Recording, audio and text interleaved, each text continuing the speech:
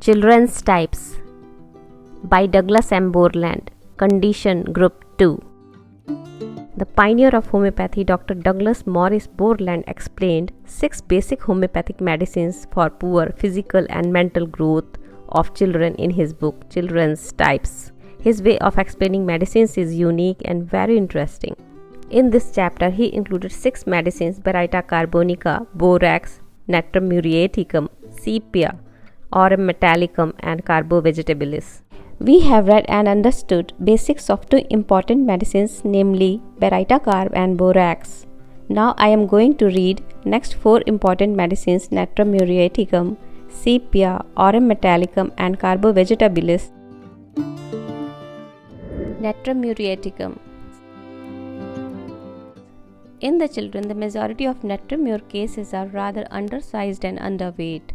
At first sight, they are a little difficult to distinguish from Baryta carb child with its shyness, because the natrum mure child appears to have a very definite dislike of being handled.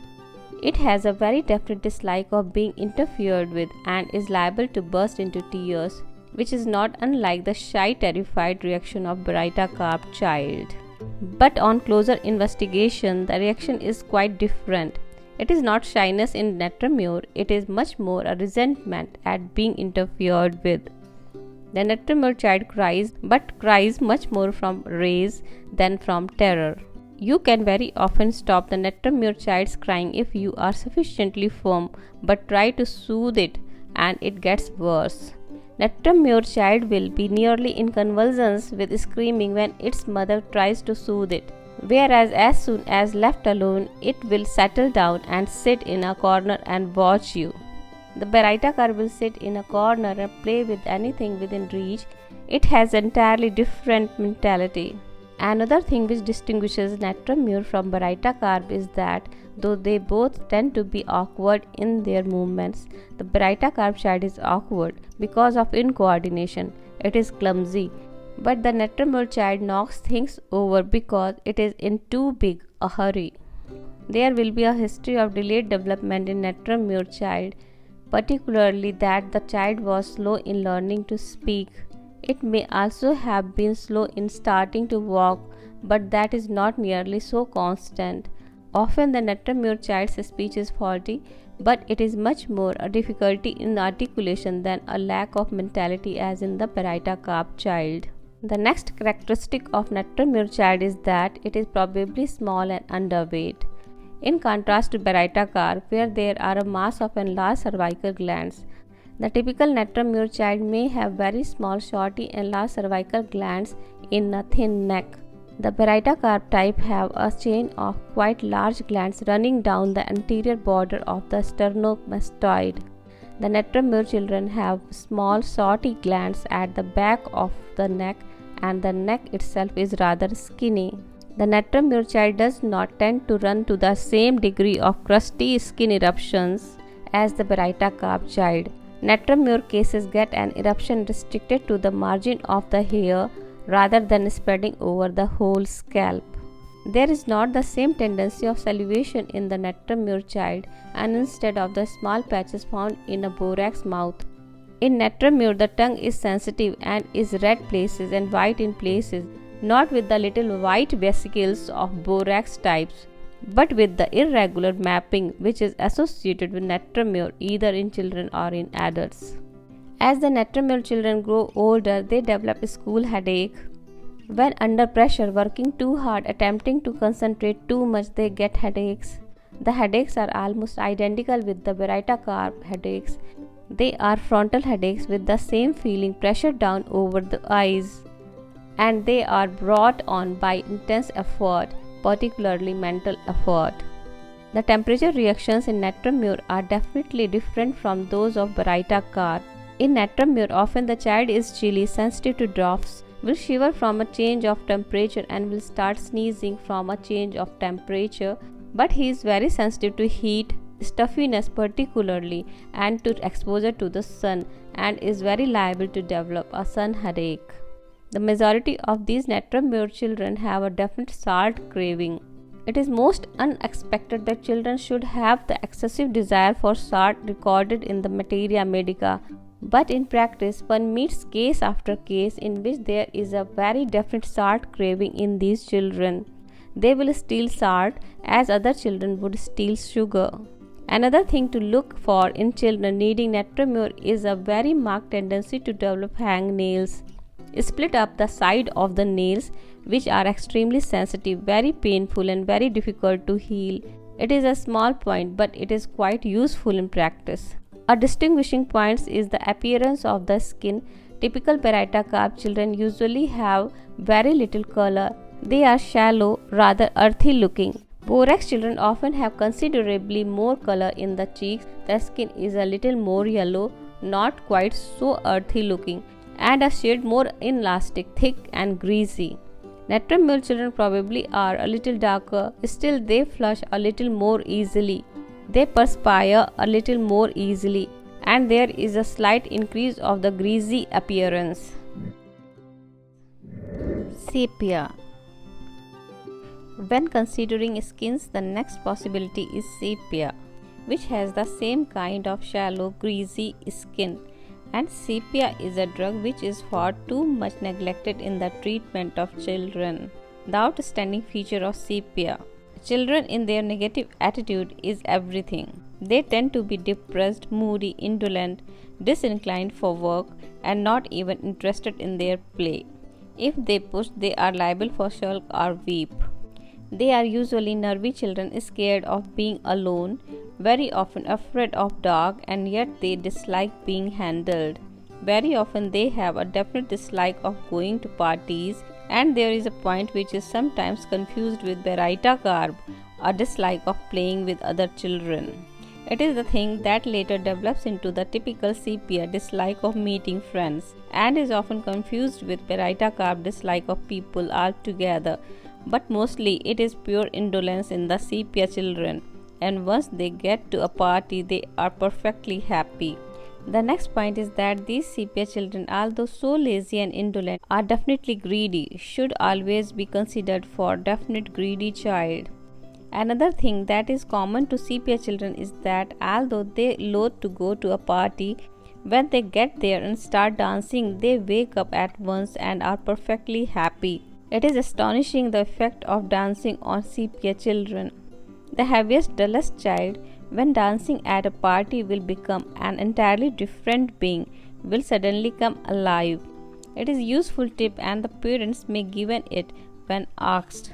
Another odd symptom which appears occasionally in children and is a definite sepia lead is that these slow developing children very often acquire the habit of head nodding. When faced with a head nodding child, always think of possibility of sepia.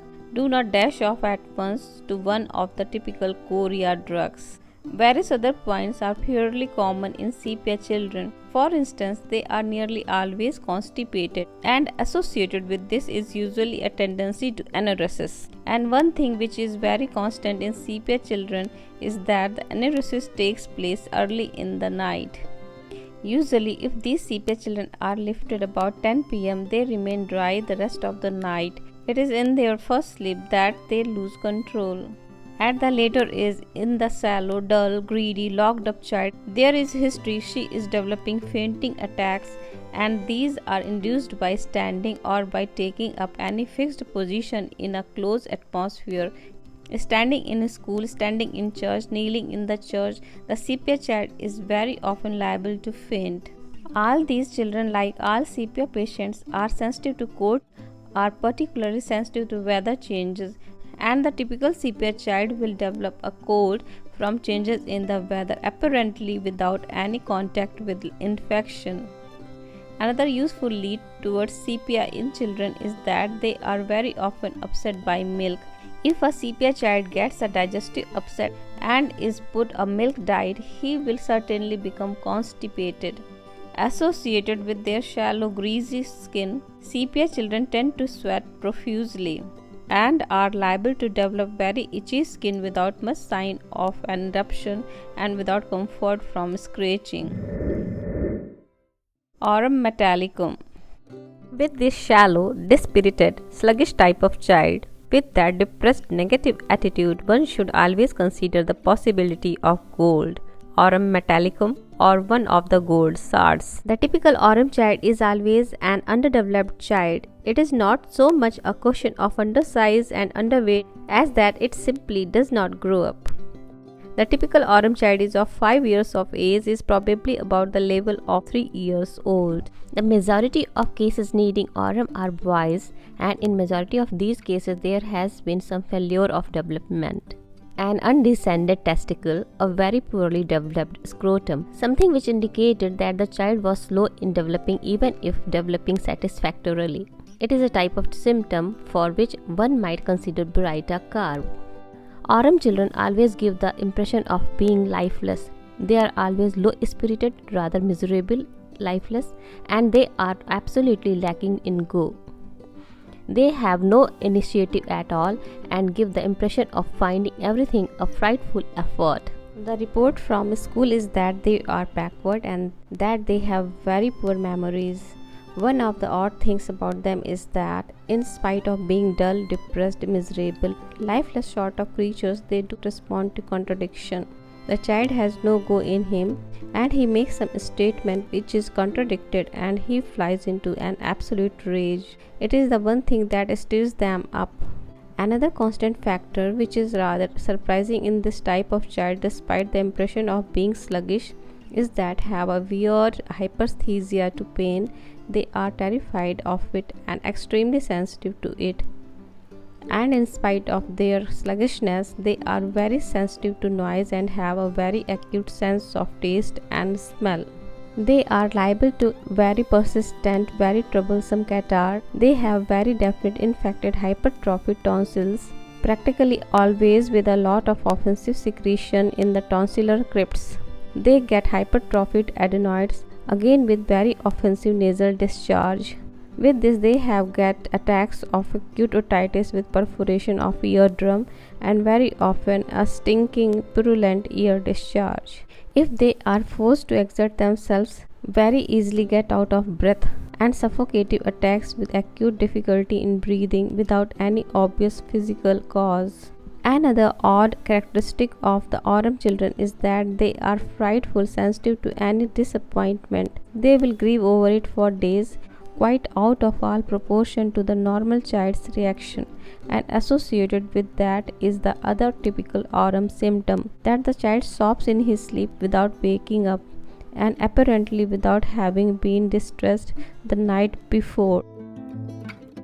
Carbo vegetabilis, a drug which also has a very definite sluggish condition and is sometimes a little like aurum, is carbo vegetabilis, although the cause is entirely different.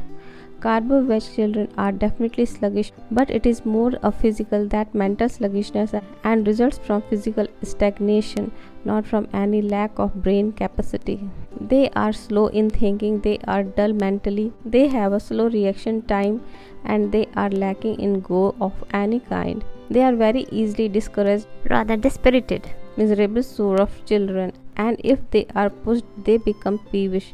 But it is futile short of peevishness without much bite in it. Associated with the general mental sluggishness, there is always sluggishness of circulation. They are very often heavy, shallow complexioned children, and they have bluish extremities, bluish fingers, bluish toes, and the extremities are always cold. The next thing about them is that if they are pressed at all at a school made to work, they are almost certain to develop a dull occipital headache. They may get the same kind of headache from wearing a tight hat. With these dull occipital headaches, there is complete inability to work, to concentrate, almost to think. Often the child has been pushed at school, is developing headaches, seems dead tired in the evening, and get the most violent nightmares, so much so that the child is almost terrified to go to bed, particularly in the dark. In these nightmares, they see ghosts, faces, all sorts of terrifying specters. These cold, sluggish children get very hot and sweaty at night, particularly the extremities, but it is mainly general, and the carbo-veg children usually have a sour smelling sweat. Another thing linked with the carbohydrate sluggishness of circulation is that they very easily get a pretty persistent epistaxis. Very often these children have a severe epistaxis in the night. Another symptom associated with general sluggishness is constipation. They mostly have digestive difficulties and tend to have big bellies. They get a lot of flatulence. In spite of being constipated, they very easily get attacks of diarrhea, a very offensive watery diarrhea, and then they return to their constipated state again. With these digestive difficulties, they have marked likes and dislikes of food. They like sweet things, which often upset them, and they like to have their appetite stimulated with something tasty. So they like sour things. With their general sluggish digestion, they are upset by fat things, rich food of any kind.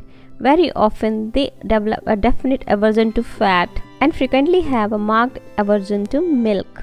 A fairly constant feature of all these carbohydrate children is that they are not primarily carbohydrate children. This condition has developed as a result of something preceding illness. Sometimes it is a case of measles, sometimes an illness like bronchitis or pneumonia, very often influential in origin, and it often dates from an attack of whooping cough. The chapter Poor Physical and Mental Growth of the book Children's Types ends here. Thanks for watching my channel. See you again. Goodbye.